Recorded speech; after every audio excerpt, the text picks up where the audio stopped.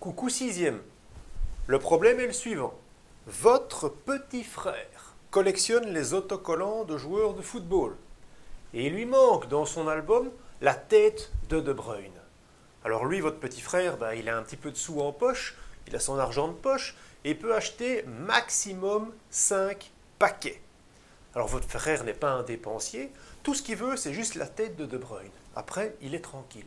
Donc, il va acheter un paquet au magasin, il ouvre le paquet, j'ai la tête ou j'ai pas la tête? S'il a la tête, il arrête, il n'achète pas le suivant. Mais s'il n'a pas la tête, il rachète un autre. Et chaque fois, il regarde, j'ai la tête ou j'ai pas la tête. D'accord? Mais il peut acheter maximum 5 paquets parce qu'après, il n'a plus de sous. Ok? Donc, alors, une information encore importante, c'est que quand votre frère achète un paquet, on a mesuré qu'il y a 10% de chance qu'il ait dans le paquet la tête de Bruyne. Ok? Donc, la première question qu'on vous pose, c'est, on vous dit que la variable aléatoire x, c'est le nombre de paquets que votre petit frère va acheter, et on vous demande de trouver les différentes valeurs de la variable aléatoire x, et pour chacune de ces valeurs, d'associer la probabilité qui va avec. Alors évidemment que sixième qu'il faut commencer par faire un arbre pour savoir trouver. Ben oui, donc l'arbre va ressembler à quoi? Il a la tête de Bruyne, soit il n'a pas la tête de Bruyne. Donc c'est 0,1 et 0,9 les probabilités. S'il a la tête de Bruyne, il s'arrête. Ici, il achète un deuxième paquet. Ça ne change pas, ça reste 0,1, 0,9. Ici, il achète un troisième paquet. Là, il achète un quatrième paquet. Et là, il achète un dernier paquet. Alors, quelle va être la catégorie d'événements ici? La catégorie d'événements, soit vous avez tout de suite un paquet, tout de suite la tête, soit vous avez non, oui, soit vous avez non, non, oui, soit vous avez non, non, non, oui, soit vous avez non, non, non, non, oui, soit vous avez non, non, non, non, non. Jamais la tête de Bruyne. Ok? Alors, ça c'est votre catégorie d'événements. Alors votre variable aléatoire x, qui représente le nombre de paquets que va acheter votre frère, ça peut prendre quoi comme valeur? Ça peut prendre 1. Ça peut prendre 2. J'ai acheté 2 paquets. J'ai acheté 3 paquets. J'ai acheté 4 paquets. J'ai acheté 5 paquets. Tiens, mais si tout ça c'est le même 5 paquets. Cette situation-ci, c'est 5 paquets, les deux ensemble. Alors, quelles sont les probabilités qui sont associées à chaque valeur de cette variable aléatoire? Ça va falloir calculer. Loi de la somme, loi du produit, comme on a toujours vu. Donc, le premier, à avoir acheté un paquet, il avait 10% de chance. D'accord? Acheter 2 paquets, c'est-à-dire qu'il fait ce chemin-ci, c'est 0,9 fois 0,1. 0,9 fois 0,1, donc il a 9% de chance. Ensuite, le trajet suivant, non, non, oui, c'est 0,9 fois 0,9 fois 0,1. Ok? Donc c'est 0,9 au carré fois 0,1. Donc ça fait 0,81, encore divisé par 10, ça nous fait 8,1%. Le trajet suivant, non, non, non, oui, 0,9 au cube fois 0,1. Alors vous pouvez prendre votre calculatrice, vous n'êtes pas obligé de tout faire mentalement. 0,9 au cube fois 0,1. Ça vous fait 7,29%. 7,29%. Et alors le 5 ici, 0,9 au exposant 4. Ah, vous devenez très fort. 0,9 exposant 4 fois 0,1. Donc ça fait 6,56%. Et le dernier, 5 fois non, 0,9 exposant 5.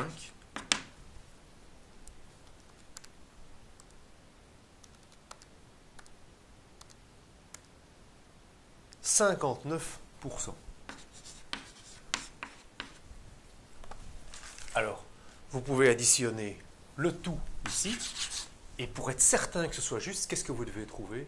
Toujours 100%. Hein. Donc ici, vous devez trouver un 100%. La somme doit toujours valoir 1.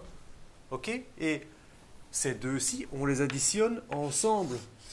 Ça veut dire que la probabilité que votre frère achète 5 cartes, c'est où il a une fois la tête de De Bruyne, ou il n'a pas la tête de De Bruyne. Mais ces deux-ci, il faut les additionner. Hein.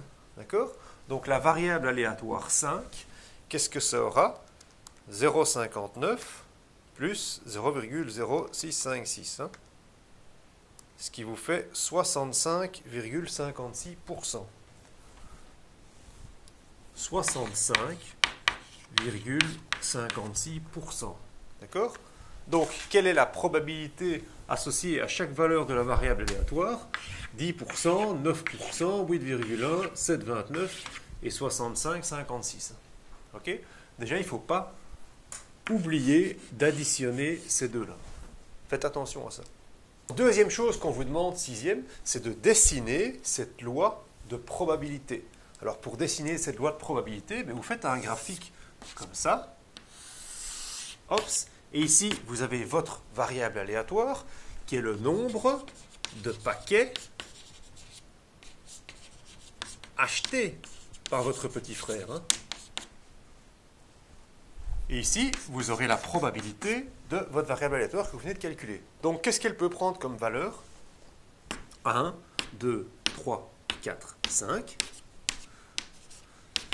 J'achète un paquet, deux paquets, trois paquets, et alors je vais aller jusqu'à 65%. Donc je vais faire ici, si je fais ça en pourcent ici, je vais faire 10, 20, 30, 40, 50, 60. Hein. 30, 40, 50, 60. On fait ça, on esquisse. Hein. On ne va pas prendre une latte pour faire ça. Alors, un paquet, votre frère a 10% de chance d'acheter qu'un paquet. En achetant deux paquets, le fait que votre frère achète deux paquets, ça c'est 9% de chance qu'il doive acheter deux paquets. Ici c'est 8 en fait. Hein. 8, alors 7,29, ça diminue tout le temps en fait, pour 4 paquets. Donc 10, 9, 8, 7, et alors ici 65. Hop, hop, hop. Alors ça, c'est bien pour votre frère, ça, pour visualiser, c'est pas mal. On voit vraiment que ce qu'il a le plus de chances d'acheter, c'est 5 paquets, votre frère.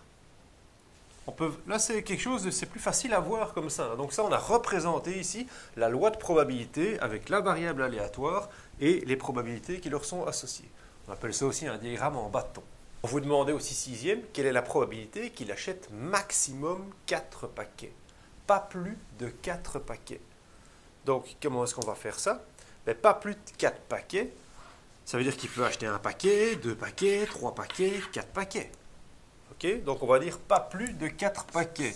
Donc, quelle est la probabilité que votre variable aléatoire soit plus petite ou égale à 4? Mais si vous faites tout le détail, c'est le fait que vous achetiez un paquet, plus la probabilité qu'il achète 2 paquets, plus la probabilité qu'il achète 3 paquets, plus la probabilité qu'il achète 4 paquets. Donc, vous pouvez faire tout ce calcul. 10%, plus 9%, plus 8,1%, plus 7,29%. Et ça va vous faire un chiffre. Ah, il y en a d'autres qui ont une façon plus rapide de faire. Ils disent, tiens, en fait, pas plus de 4 paquets, monsieur, c'est le contraire de ne pas en acheter 5. Très bien, alors vous pouvez aussi faire comme ça. Vous faites, c'est 1, 100%, moins la probabilité d'acheter 5 paquets. Donc 1 moins 65, 56.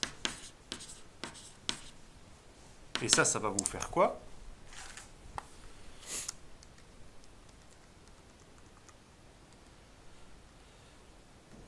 Alors, 0,344, donc ça vous fait 34,4%.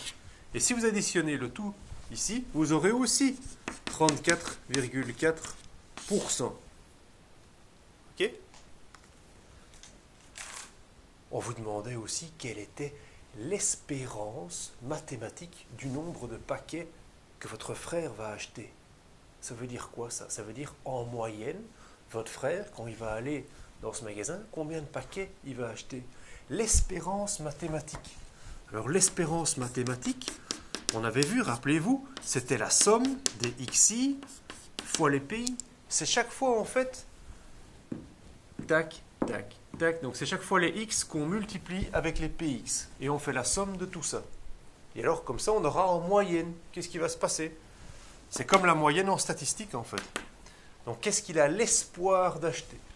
Donc on va faire 1 fois 0,1 plus 2 fois 0,09 plus 3 fois 0,081 plus 4 fois 0,0729 plus 5 fois 0,6556. Vous prenez votre calculatrice et vous allez chercher cette espérance.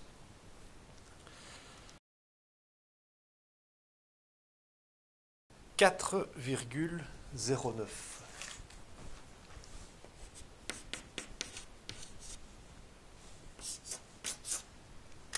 Donc ça veut dire qu'en moyenne, votre frère, eh bien, ce qui va se passer le plus souvent en l'espoir, la moyenne, l'espérance, si vous voulez, il va acheter environ 4,1 paquets. Il va être quelque part ici, quoi. Alors, vous pouvez tout de suite, en voyant ce dessin, vous dire, c'est vrai que c'est cohérent. C'est logique que ma moyenne soit ici, entre ces deux-là, un petit peu plus proche de celui-là. OK? Alors, on vous pose une dernière question. On vous demande combien de paquets est-ce que votre petit frère devrait acheter pour avoir plus de 75% de chance d'avoir la tête de De Bruyne. Ouh. Donc, combien de paquets est-ce qu'il devrait acheter pour avoir plus de 75% d'avoir la tête de De Bruyne? Donc, c'est l'inverse de ne jamais avoir la tête de De Bruyne. Donc, vous pouvez tout de suite vous dire que c'est 1 moins jamais la tête de De Bruyne. Et jamais la tête de De Bruyne, c'est tout ce machin-ci. Non, non, non, non, non. Donc c'est 0,9 exposant 5. On est d'accord, hein? 0,9 exposant 5. Et ça, donc avoir une fois la tête de De Bruyne, ça c'était son événement contraire. Hein? Donc, on veut que ce soit supérieur ou égal à 75%. Donc vous avez juste à résoudre cette équation-là.